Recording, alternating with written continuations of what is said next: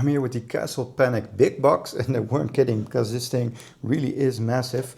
And I like the fact that you have everything together in one box here. So you have all of these little compartments where you can put everything in. I've labeled all the different parts because some are the basic set, and then you have these expansions that you can play. We actually bought the Castle Panic game separately, and then we saw this big box with all of the expansions, and we liked Castle Panic so much that we decided to buy this and then just give away the base game, which is as expensive as keeping it and then buying all of the expansions separately. So we gave it away to friends who love it as well. So the premise of the game here, if you don't know Castle Panic, is you have to survive. It's a co-op game, which I really like. There aren't that many very cool co-op games. Let's see the board here. So the premise here is you have to defend your castle. You put the castle on these spaces here in the middle using all of these cool cardboard tiles.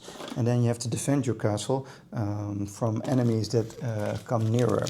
So you have these enemies that all have separate lives. This one has 1 life, and then one with 5 even with the expansions. And basically every turn more and more monsters come towards your castle, and you have to work together to defeat all of them by using cards that target these different rings as they come closer to your castle. So that's the premise of the game. Now with all of these expansions you get a lot more monsters, which makes it a little bit cooler, but also new gameplay, and every expansion can be used together or you can add one separately. The way we do it is we just add one expansion at a time until we get a little bit familiar with them, because for example this one with the quests, that's a very different gameplay, because now you don't really need to defeat all of the monsters anymore, which is the object of all of the other games, but you need to finish these quests. So you have a lot of quest cards and a lot of different ways of playing this. With this one, for example, you have to destroy all of the obelisks that are set around the board. And then also defend against the monsters. But once you have defeated the obelisks, then you can move on to the next quest. So there's a lot of fun here as well. So that's the quest expansion. You get some extra characters here with some of these expansions, which is also cool, with new abilities, which can make it a little bit easier. But adding more of these different types of enemies that can walk towards you makes it a little bit harder, so it remains balanced, I think. Then here, to defeat Ragnarok, you also have these different moves. You can see the difficulty level of these different Ragnarok cards. So that is the Ragnarok expansion, which is also pretty cool. You can see all of those cards there. So that gives you a little more difficulty if you want to add that, and you can use this in conjunction with like the other enemies that you get extra with this.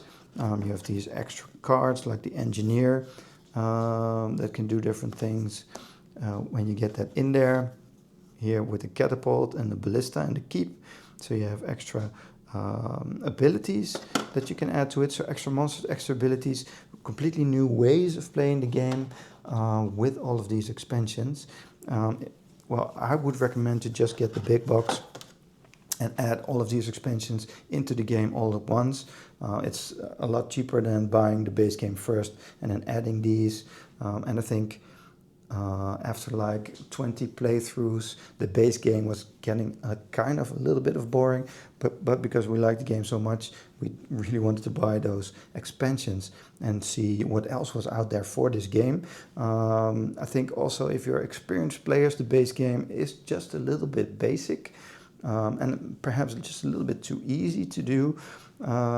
So adding those expansions really makes it a lot harder, and there are a lot more things to follow and more ways of winning than just one way by destroying all of the monsters. So if you're a little bit more advanced, but you do like co-op games, getting those expansions will make this game a lot more enjoyable to do, even for advanced gamers. So this is my take on the Castle Panic Big Box. I hope you liked it, and I'll see you on the next one.